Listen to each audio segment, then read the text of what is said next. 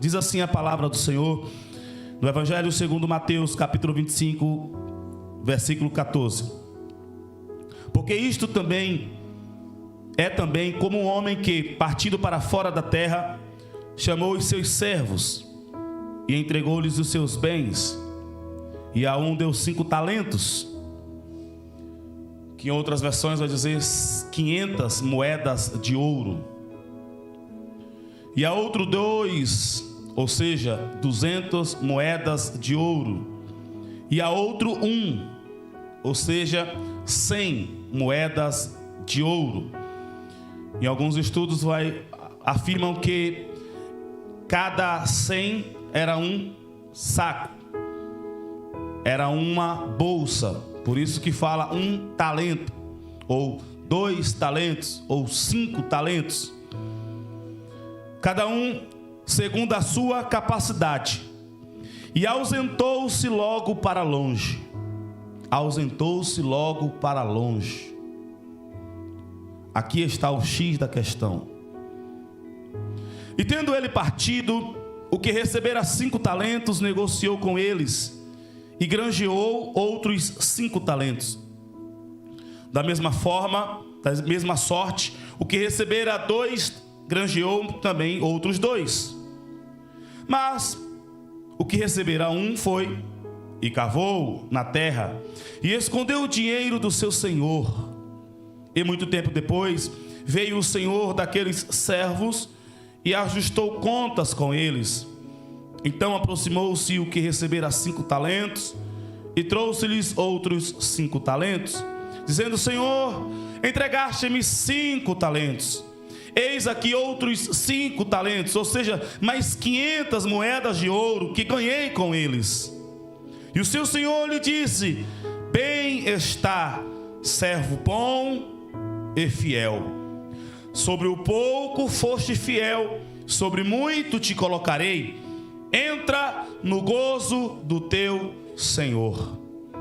E chegando também o que tinha recebido 2 talentos, disse: Senhor, entregaste-me 2 talentos, eis que com eles ganhei outros 2 talentos. Disse-lhe o seu senhor: Bem está, bom e fiel servo. Sobre o pouco foste fiel, sobre muito te colocarei. Entra no gozo do teu senhor. Mas, chegando também o que receberá 1 talento,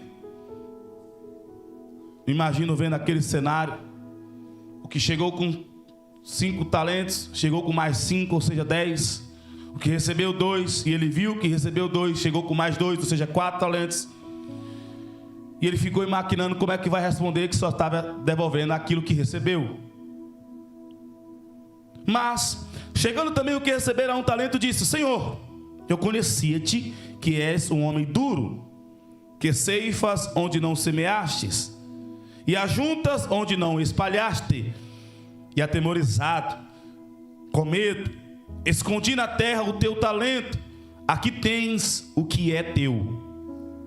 Respondendo, porém, o seu senhor disse-lhe: Mau e negligente servo, sabes que ceifo onde não semeei, e ajunto onde não espalhei. Em algumas versões vai dizer mau, negligente e preguiçoso servo. E em uma boa parte das versões, da tradução, melhor dizendo, esta expressão, sabes que ceifo onde não semeei e ajunto onde não espalhei, está como uma interrogação. Ou seja, o Senhor está fazendo uma ironia. Você sabe que eu ceifo onde não semeei e ajunto onde não espalhei? É isso? Então, se você sabe isso, ou disso, devias então ter dado o meu dinheiro aos banqueiros, e quando eu viesse, receberia o que é meu com os juros. Tirai, pois, o talento e dai ao que tem os 10 talentos. Porque a qualquer que tiver será dado e terá em abundância, mas ao que não tiver, até o que tem ser-lhe-á tirado. Lançai, pois, o servo inútil nas trevas exteriores, ali haverá pranto e ranger de dentes. Meus queridos e amados irmãos, aqui neste culto de Santa Ceia, há pelo menos alguns grupos de pessoas que estão reagindo de maneiras diferentes a este texto. Se tiver, é o mínimo do mínimo aqui no templo. Quem sabe alguém esteja nos acompanhando pela rede Semear ADF Santarém no YouTube, mas possa ser que alguém nunca foi ministrado acerca desse texto do Evangelho de Mateus, capítulo 25, a partir do versículo 14. Quem sabe nunca ouviu falar dos talentos que o Senhor, em uma parábola, mostrou, explicou e ilustrou como é o reino de Deus. É o mínimo do mínimo aqui no templo, se tiver. Creio que não tem. Mas temos pessoas que nos acompanham pela transmissão e eu preciso dar contexto a essas pessoas também. Mas também há um outro grupo de pessoas que não veio nos últimos 2 domingos no culto de celebração. E quem sabe ouviu palavras, ouviu ministrações, ouviu pregações, quem sabe já estudou, quem sabe já pregou e está se perguntando o que é que o pastor vai pregar nesse texto. Nós estamos no ano da adoração, da santidade, do serviço ao Senhor.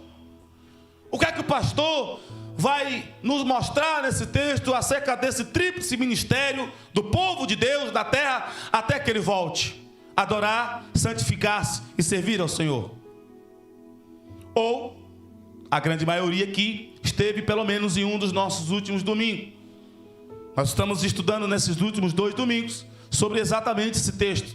Faço questão de ler todo o texto, esses 15 versículos, onde mostra o Senhor falando de uma parábola, explicando, ilustrando como é o reino de Deus e como será e como Ele quer encontrar os seus servos nos últimos dias.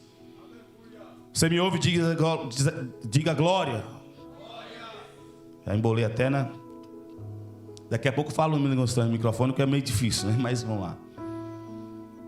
Meus amados irmãos, não importa como você está aqui nesta manhã, se você não conhece o texto, se você já conhece o texto, se você já ouviu as mensagens anteriores, uma coisa é certa: Deus te deu talento. Só 3 entenderam. Deus te deu riquezas. Deus te deu bens.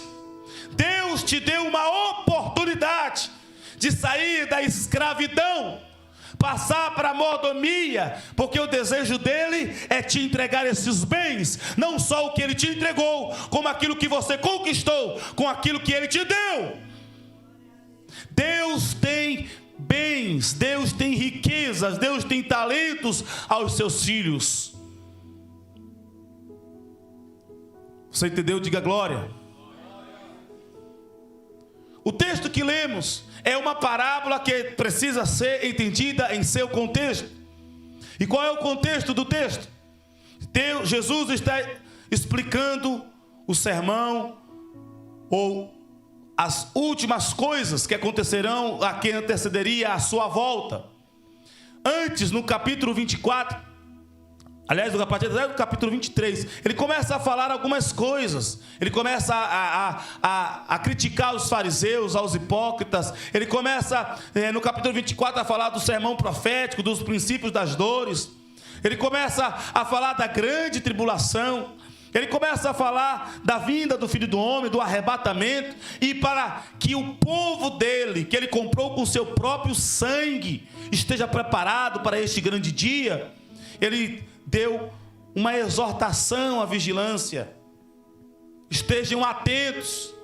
Depois ele, para ilustrar isso, ele contou a parábola de 2 servos, um no campo, ou 2 no campo. Um está vigilante, outro não. O que está vigilante sobe, o que não está vigilante fica.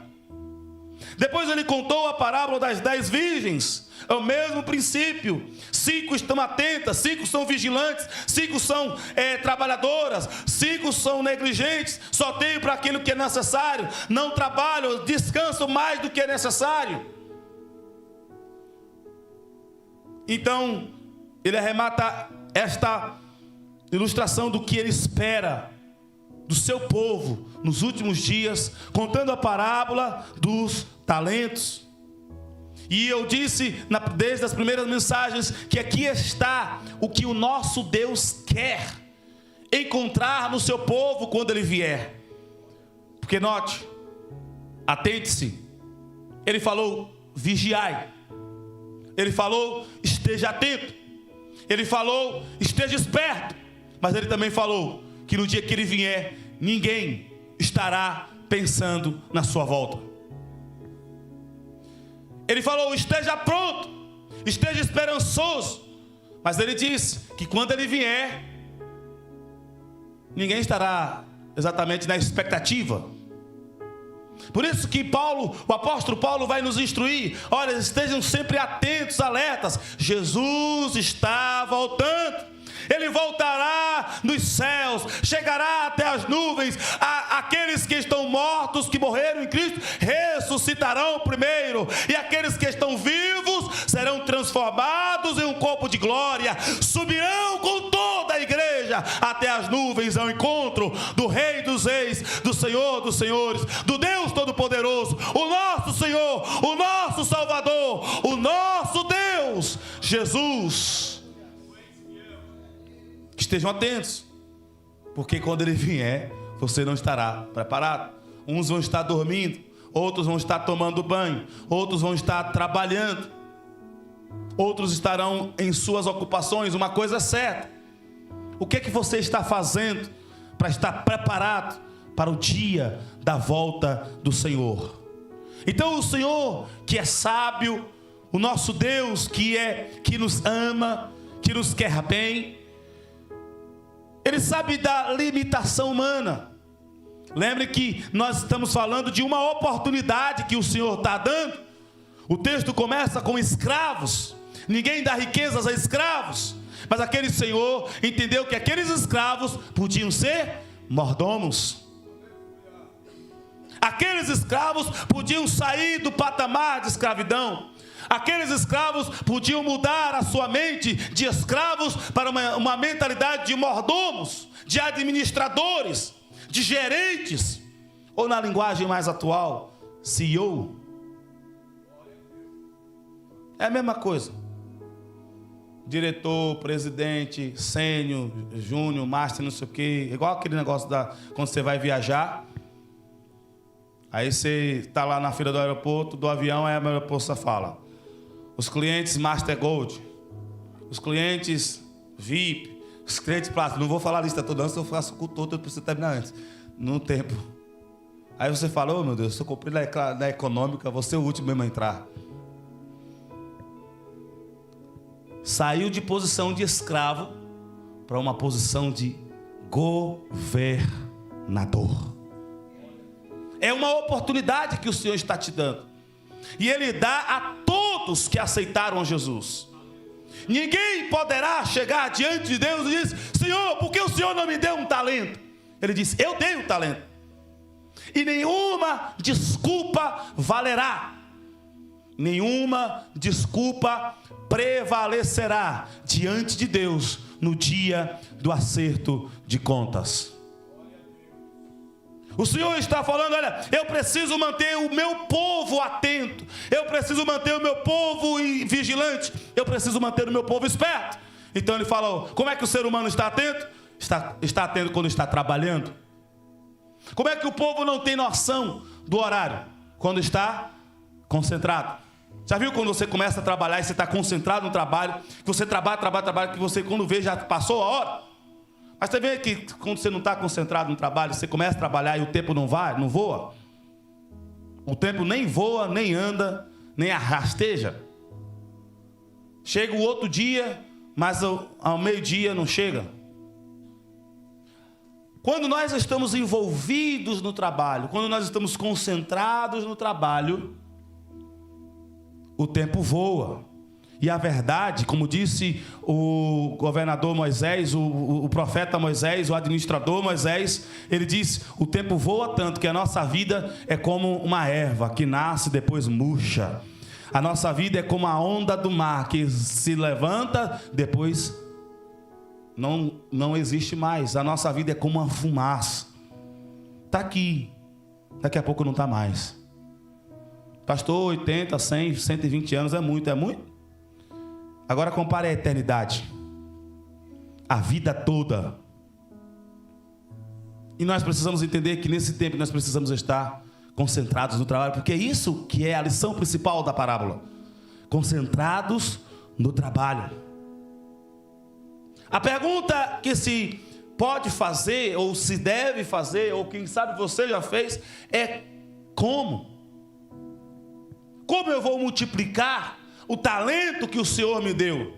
Porque muitas vezes o talento que o Senhor nos dá, a riqueza que o Senhor nos dá, ela não tem um valor quantitativo e que dá-nos a noção de que daquele jeito vamos multiplicar. Porque para o pastor pode ser fácil. Ele recebeu uma igreja com 20 membros e entregar com 40 membros, multiplicou. Para alguém que recebeu alguma coisa, mas aquele que recebe o talento de pregar, aquele que recebe o talento de ensinar, aquele que recebe o talento de cantar, aquele que recebe o talento de confortar, de orar, de interceder. Uma coisa você recebeu, algum talento você recebeu, alguma riqueza você recebeu. O que fazer ou como fazer esse talento multiplicar? E note que nesse trabalho de multiplicação não temos muito auxílio. Porque veja, entregando o talento a cada um segundo a sua capacidade, ausentou-se logo para longe. E não é como nos nossos dias, que mesmo longe temos o WhatsApp, mesmo longe temos diversos meios de nos comunicarmos. Aí você pode dizer, mas pastor, então mas naquela época tinha alguma coisa. Não tinha carta. Pastor, mas naquela época tinha alguma coisa. Também não tem pombo correio. Eu lembro duas coisas que meu pai me aprontou. Eu lembro isso, eu acho que ele nem lembra mais, mas eu lembro. Eu tinha 14 anos, tinha acabado de fazer o curso de obreiro, que era um preparatório para consagrar uns a diácono. Eu não podia, porque eu era de menor, mas os obreiros estariam ali trabalhando e prepararia ali também os diáconos. E eu fiz esse curso, e depois desse curso, a gente entendeu que as crianças não podem estar bagunçando no meio do culto. Nós precisamos, os obreiros, né, e os diáconos precisam administrar o culto. E a administração é na questão estética da igreja, da limpeza, da iluminação, e do cuidado do culto. O pregador não pode estar parando a pregação para resolver um problema. Tem algum obreiro pronto para isso. Uma criança precisa ser pegada no colo, com muito carinho, beijo, colocada no colo do pai. Aí, depois de uma semana, depois do treinamento, uma semana, uns 15 dias ainda, a gente penou, irmãos, para lidar com as nossas crianças. Com as crianças lá da igreja. Isso na cidade de Vanderlei, no oeste da Bahia. Penamos, irmãos, as crianças era virado, né, na bateria, aquela dupla power, né? Não tinha nada que controlasse as crianças, nem os pais.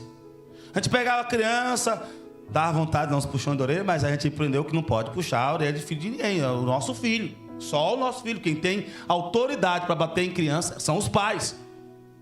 Para castigar as crianças são os pais. Pegava, rindo da gente, perturbava, fazia cara feia.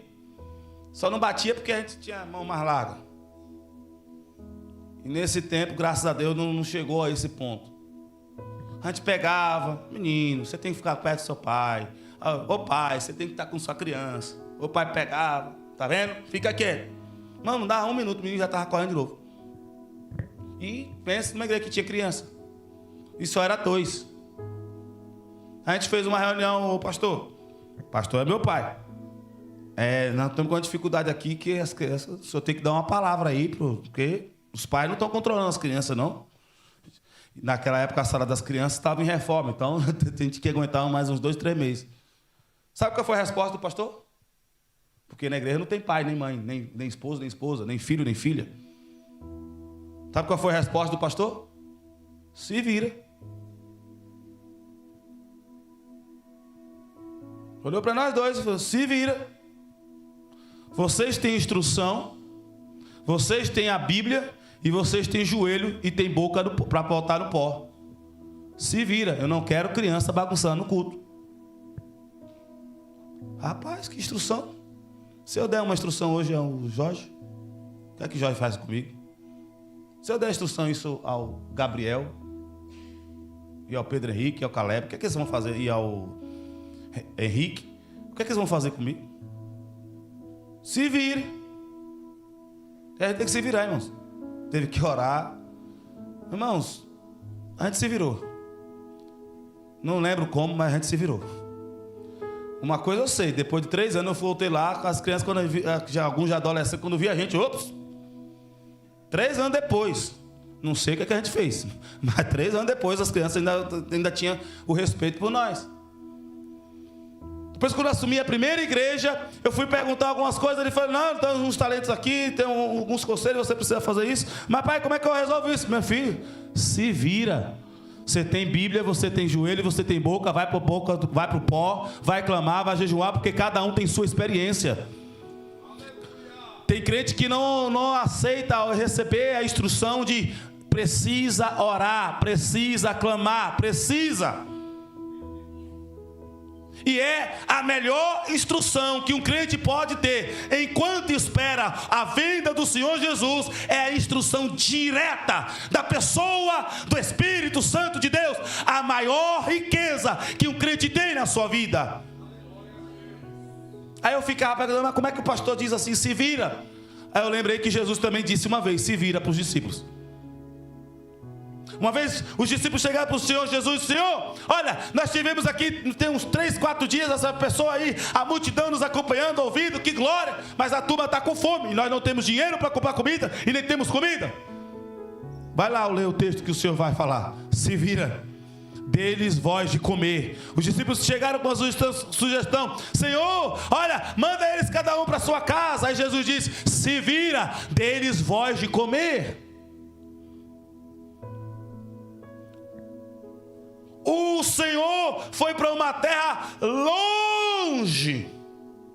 Não tem pombo correio, não tem WhatsApp, não tem telefone, não tem meio de comunicação. Foi para longe e por muito tempo. E a palavra é: como vou multiplicar esses talentos? Diga, se vira. Diga para o seu irmão aí, se vira. Agora olhe para si mesmo. Não sei se dá para fazer isso, fechando o olho. Se vira, olhe para si e diga: eu vou ter que me virar. Eu vou me virar. Não, mas diga com força, você não crê não. Eu vou me virar. A pergunta é: como virar? Porque são escravos. E o que é que escravo faz? Obedece. O que é que escravo faz? Obedece. O que é que o escravo faz? Obedece. Obedece em ordens. O escravo não tem direito de dar uma ideia. Já pensou o escravo chegar: ó Senhor, eu tenho uma ideia de trabalhar desse jeito. Se for daquele servo mau, senhor mau, melhor dizendo, castigo, surra. Agora o Senhor está fazendo com que aqueles servos tenham riquezas. Riquezas que não é deles. Riquezas que eles não trabalharam para ter. Riquezas que eles não trabalharam para administrar. Riquezas que eles não sabem administrar. E o Senhor, logo que entregou a eles 500 moedas de ouro para um, 200 moedas de ouro para outro, 100 moedas de ouro para outro, logo saiu. Eu seria simplista em dizer que o segredo que está no texto seria ser servo bom e fiel. Eu seria simplista em dizer aos nobres irmãos aqui na DEF Santarém que seria simplista ser só servo bom e fiel. Isto é óbvio.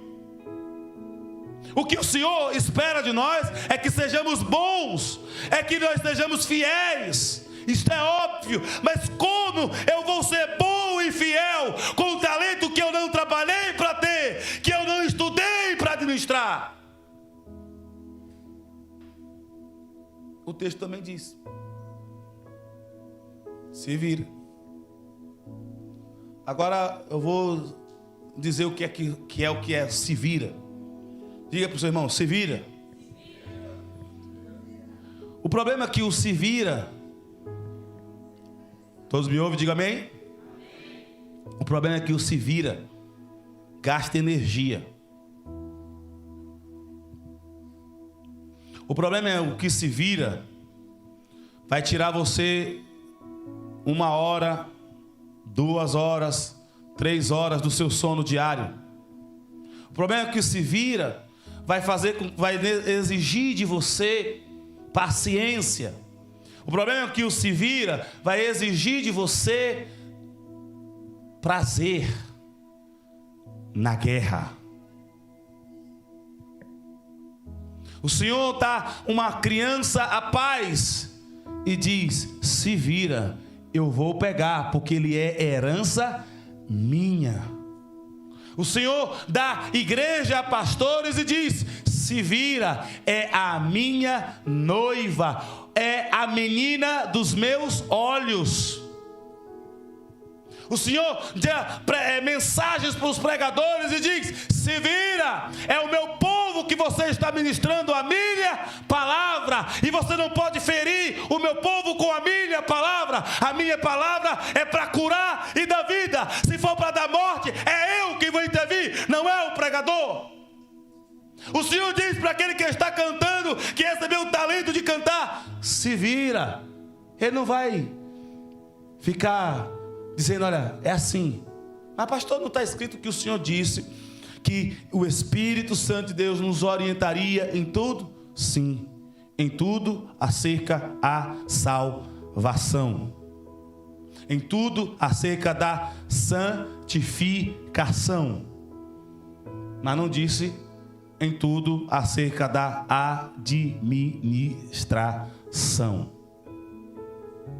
O que o Senhor está mostrando é que o prazer que Adão e Eva perderam com o trabalho, lembra lá de Adão e Eva no jardim do Éden? Eles tinham prazer no trabalho. Depois que eles pecaram, o Senhor expulsou eles do Egito e disse: agora vai suar, vai cansar, vai ter fado, vai ter encargos, vai ter luta para ter o pão de cada dia. E por isso o trabalho se tornou penoso para nós seres humanos. O Senhor está falando: olha, quando eu derramei o meu sangue na cruz do Calvário, quando eu fui no inferno pegar a chave do inferno, quando eu ressuscitei ao 3º dia, quando eu dei uma promessa para você que você iria morar comigo, é porque eu estou restaurando o prazer que Adão e Eva tinham de trabalhar para mim.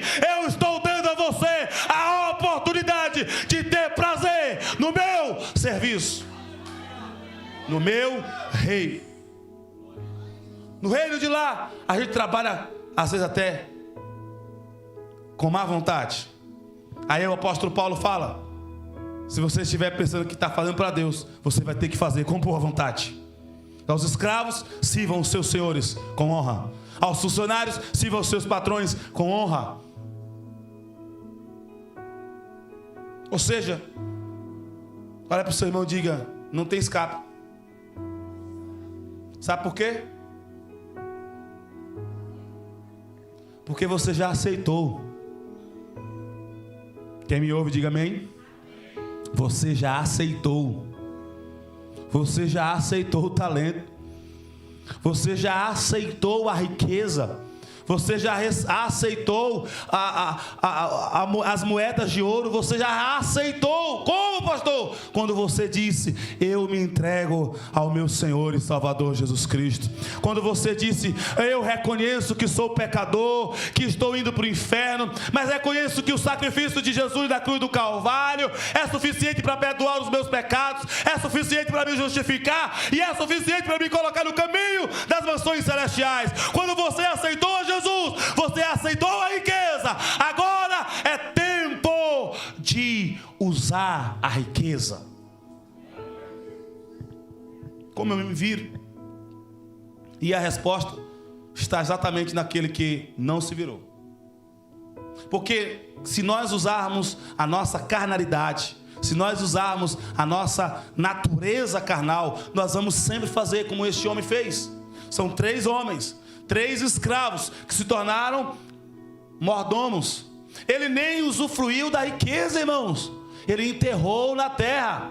Aí o Senhor, e ainda chegou com uma justificativa de que o Senhor semeia onde não planta.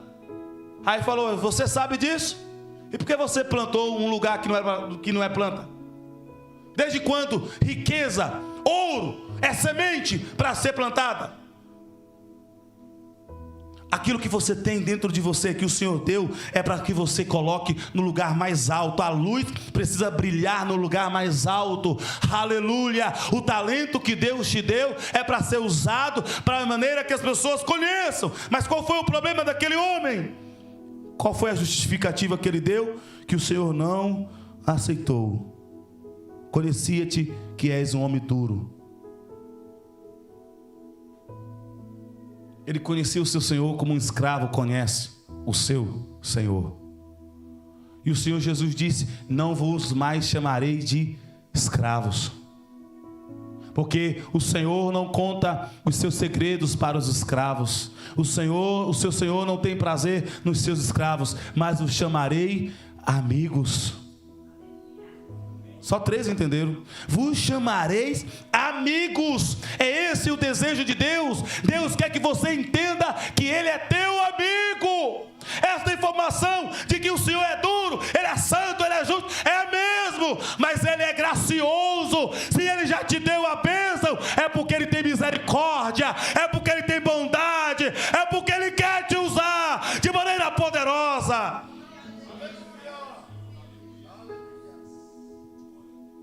Atemorizado, com medo, escondi. Qual é o problema? O problema está no básico. O problema está na base. Lembra que o Senhor falou para aqueles homens? Foste fiel no pouco. Irmãos, desde quando 100 moedas de ouro é pouco? Desde quando 100 moedas de ouro é pouco? Quem aqui tem 100 moedas de ouro? Eu não vou nem. Quem aqui tem 200 moedas de ouro? Não é, se tiver, dê glória a Deus. Se tiver, dê glória a Deus. Não vai. É porque eu não tenho, mas eu estou falando. Mesmo aquele que tem sabe que não é pouco. Não é pouco. Mas porque o Senhor falou: foste fiel no pouco. Porque, irmãos, é uma oportunidade que o Senhor está tirando escravos para se tornarem mordomos. E como é que escravos se tornam mordomos? Como é que escravos se tornam mordomos? E não vos conformeis com este mundo. O mundo diz que você é escravo. Escravo das propagandas, escravos do luxo, escravos da moda, escravos do dinheiro, escravos da política, escravos da justiça ou dos exércitos. O mundo diz que você é escravo, mas Deus diz: você não é escravo, você é mordomo da sua vida. Você que governa a sua vida, não é o Deus, não é o demônio, não é o seu pai, não é a sua mãe, não é ninguém, é você quem governa a sua vida. Deus te restaurou esse poder, o poder que Ele deu a Adão e a Eva, e Adão e Eva deixaram de lado e entregaram para Satanás e para o pecado. Aí Jesus veio e disse: não, eu vou dar de volta a você. Você entregou para o pecado, mas eu graciosamente devolvo a você o governo da sua vida. Não se conforme, irmãos, com esta vida de escravidão. Não se conforme ao povo de Deus. Não se pode se conformar com coisas rasas, com coisas aberradas, apertadas. Eu não estou falando, eu estou falando de todas as áreas, irmãos. É espiritual, é econômica, é social, é familiar. Todas as áreas. Nós precisamos entender que Deus nos nos colocou como governadores. Se você não sente paz, você precisa voltar para os pés da cruz, aonde o Senhor disse: deixo-vos minha paz, a minha paz te dou.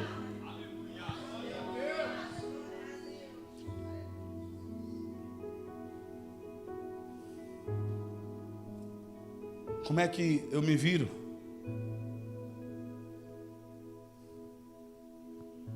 Mas transformai-vos. Eu pensava até que entendi errado. Transformar o mundo. Mas o mundo não tem mais jeito não, irmãos. O mundo jaz no maligno, já está escrito. Mas ele diz: mas transformai-vos. Ele está falando para um conjunto de pessoas, mas essa palavra é para você. Essa palavra é para mim.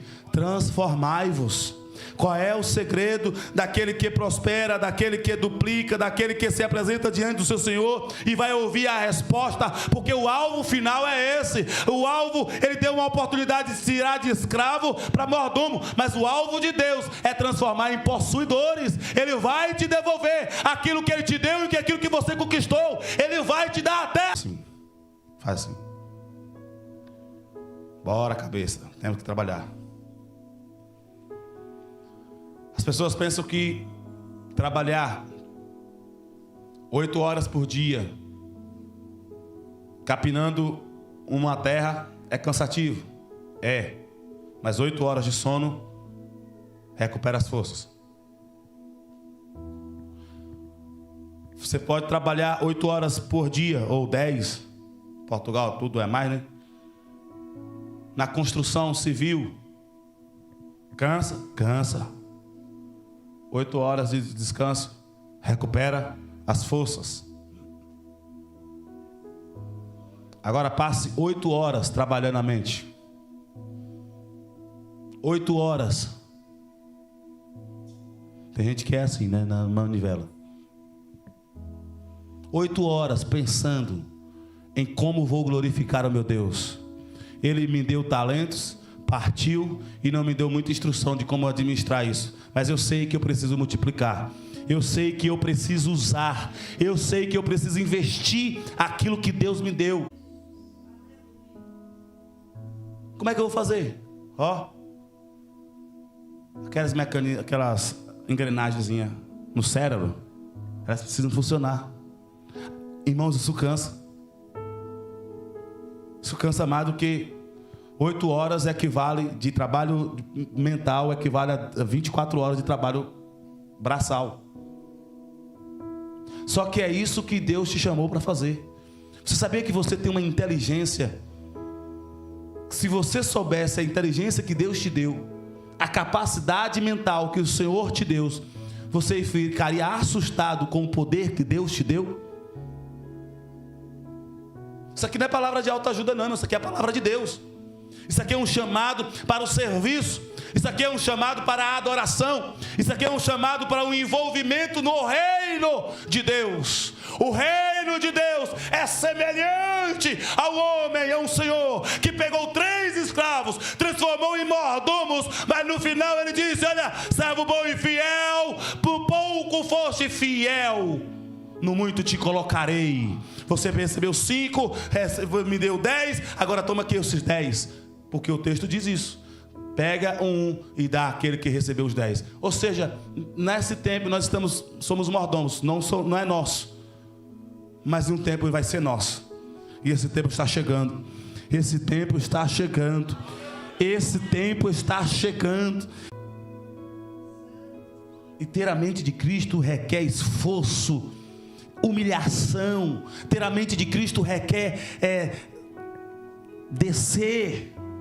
Ter a mente de Cristo requer aceitar coisas que a nossa carne não quer aceitar. Ter a mente de Cristo requer trabalhar enquanto o nosso corpo quer dormir. Ter a mente de Cristo quer nos afastarmos das pessoas quando nós queremos estar perto das pessoas. E ao contrário também, quando a gente quer estar isolado, mas Deus disse é para estar no meio do povo, pregando a palavra. Ter a mente de Cristo requer trabalho. E é assim que Deus revela aquilo que Ele quer fazer em nós e através de nós. Lembre de Josué. Josué recebeu a missão de colocar o povo da nação de Israel, que estava no deserto, já há 40 anos no deserto. Ele recebeu a missão: olha, Moisés morreu, você vai liderar a nação. Eu vou usar você da mesma forma que eu usei Moisés. Você vai colocar o povo na terra prometida. Agora, o Senhor disse: você precisa ser fiel no pouco.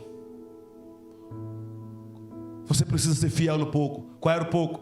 Medita na lei do Senhor de dia e de noite, e não se afaste dos meus mandamentos. Não responda. Mas será que nós não estamos mais pensando em séries televisivas do que em Cristo e no talento que Ele nos deu? Será que nós não estamos pensando muito nas crises, das guerras, das possibilidades de anticristo aparecer, que vai aparecer, isso aí é fato e não tem outra conversa?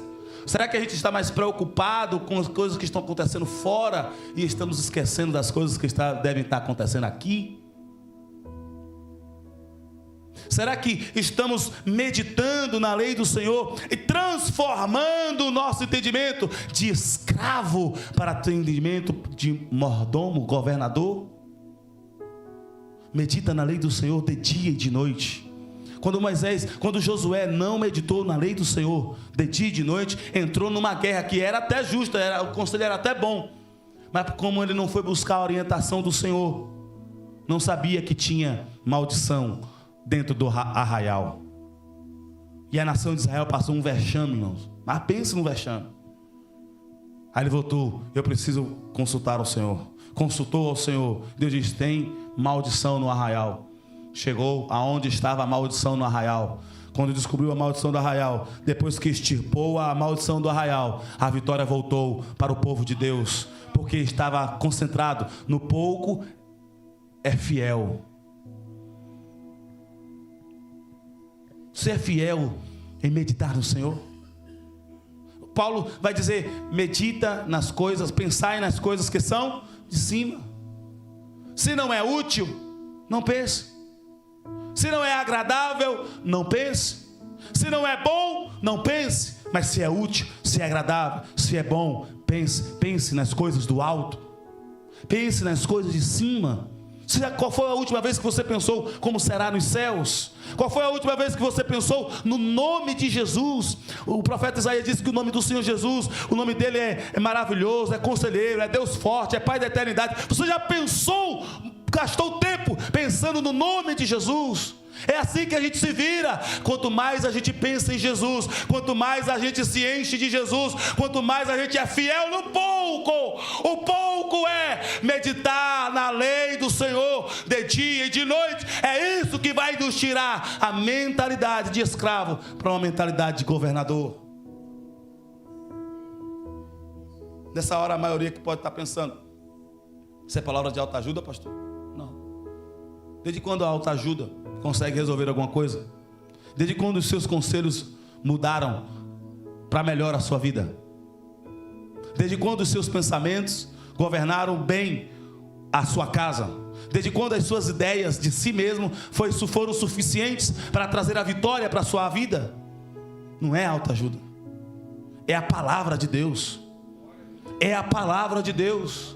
Que o reino de Deus é como um senhor que entrega talentos. Ele está falando, ele está ilustrando. Ele deu talentos. Ele disse: eu vou para o Pai, eu vou para longe. E ele ainda disse: não vou deixar vocês só, mas para administrar o talento vocês vão precisar gastar neurônios. E como é que se gasta neurônios? Como é que eu vou fazer isso? Como é que eu vou resolver esse problema? Como é que eu vou resolver essa situação? Pensa em Jesus. Pensa no Senhor, medita na lei de Deus, medita nos mandamentos do Senhor. Faz só uma experiência, irmãos. Faz só um teste para ver como Deus vai revelar coisas grandes para a sua vida, como a sua criatividade vai aumentar de tal maneira que até você mesmo vai ficar assustado. Certa vez meu pai chegou para mim antes de vir para Portugal: rapaz, eu não sabia que você conseguia escrever desse jeito, não. Que jeito, pai? Aí falou lá que eu escrevi isso. Foi na matéria lá que você fez lá sobre um jogador lá e tal. Você escreveu assim, ficou bem construído, não sei o que, fez um monte de elogio. Eu falei, eu escrevi aquilo. Aí eu vou olhar, a assinatura está minha mesmo. Aí eu lembrei que naquele dia eu não sabia como extrair da pessoa a resposta que eu precisava para construir o texto. E aí eu socorri, pedi socorro ao Espírito Santo. E o Espírito Santo falou, Jesus é bom.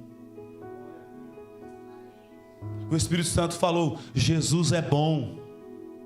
O Espírito Santo falou, Jesus é bom. Irmão, se a gente não gasta tempo para pensar como Jesus é bom nas nossas vidas, como é que você vai querer resolver o problema de sua casa, de seus filhos, se você não para pensar naquele que te deu os filhos, naquele que tem como herança esses filhos, e ele tem instrução, e ele tem disso, olha, pensai nas coisas que são de cima. Quanto mais a gente pensa no Senhor, mais a nossa mente fica parecida com a dele. Se a nossa mente está parecida com a dele, mais as nossas ações são parecidas com a dele. Porque as nossas ações refletem o que nós pensamos. E eu quero encerrar essa palavra, irmãos, falando do medo. O medo é terrível. O medo, ele trava pessoas corajosas. O medo travou valentes, como o próprio Saul, como o próprio filho de Saul, que era acostumado a matar gigantes. Mas uma palavra amedrontou todo o arraial e travou o arraial e não queria encarar Golias. O medo, além de travar-nos, de impedir de receber aquilo que Deus quer nos dar. Certo treinador Filomão disse uma vez que o medo de perder tira a vontade de ganhar. Então as pessoas usam mais tempo administrando o medo de perder do que administrando a vontade de ganhar. Tem muito crente que está administrando mais o medo de errar no púlpito, quando pregar, quando cantar. Tem muita gente que está com medo de errar na hora de dar um conselho para alguém, porque recebeu de Deus aquele conselho para dar a alguém. Tem muita gente que está mais administrando o medo de fazer a vontade de Deus do que administrando a vontade de fazer o nome do Senhor ser glorificado na sua vida. O medo é terrível, só que tem mais um problema. O medo também é transferível. Tem muita gente que hoje tem medo de Deus, e não é bom servir a Deus com medo, porque medo é transferível. Uma hora você está com medo do inferno de Deus, mas outra hora você vai estar com medo da fornalha de Nabucodonosor, que está mais próximo. O calor da fornalha de Nabucodonosor está mais próximo do que o calor do inferno da eternidade. Então o medo que era de Deus passa a ser para Nabucodonosor. O medo é terrível. O que é o que causa medo? Pensamentos errados acerca de Deus. Quantas pessoas pensam mal de Deus? Como assim, pastor? Quantos crentes estão pensando mal de Deus? Como assim, pastor? Quando ignoram o talento que Deus deu. Se eu tivesse isso, eu faria assim. Mas eu não tenho, eu vou enterrar. Se eu tivesse essa inteligência, eu faria assim. Mas eu não tenho, vou enterrar. Estão ignorando. Estão com um pensamento equivocado acerca de Deus. E o alerta destas 3 mensagens, desses últimos 3 domingos, é que nós precisamos de fé para se ver livres da escravidão na nossa mente. A nossa batalha espiritual se ganha e se perde em nossa mente. Como é que se ganha a batalha espiritual? Quando se pensa em Cristo. Pensai nas coisas que são de cima. Pensai no reino de Deus. É fiel no pouco aquele que pensa nas coisas de Deus. Ele pensa em Deus. Ele pensa no reino de Deus. Portanto, quando está envolvido no pensamento de Deus, faz coisas que nem imagina que seria capaz de fazer. Quando veio, já fez. Quando viu, o nome do Senhor já foi glorificado. Quando viu, almas aceitaram Jesus. Quando viu, pessoas foram batizadas com o Espírito Santo. Quando viu, pessoas saíram da depressão. Quando viu, pessoas saíram da inércia. Quando viu, o nome do Senhor foi glorificado. Por quê? Porque entendeu que recebeu uma riqueza, e esta riqueza precisa ser administrada. E administra essa riqueza aonde? No pensamento, na renovação do nosso entendimento. Qual é a boa, agradável e perfeita vontade de Deus? Qual é a boa, qual é a perfeita, qual é a agradável vontade de Deus? É que nós nos apresentemos diante dele em sacrifício vivo. Sacrifício vivo não só recebe ordem, também pensa. Por isso, jovens, que quando eu converso com vocês eu faço perguntas. Perguntas exigem pensamentos, reflexões. Por isso, obreiros, que quando eu vou estudar com vocês, eu faço perguntas. Porque perguntas exigem pensamento. E o pensamento no lugar certo. Não no medo de ser consumido. Não no medo de ser derrotado. Não no medo de ser destruído. Não no medo de passar vergonha. Não. Mas na vontade de fazer o nome de Deus ser glorificado. Você pode ficar em pé em nome do Senhor Jesus.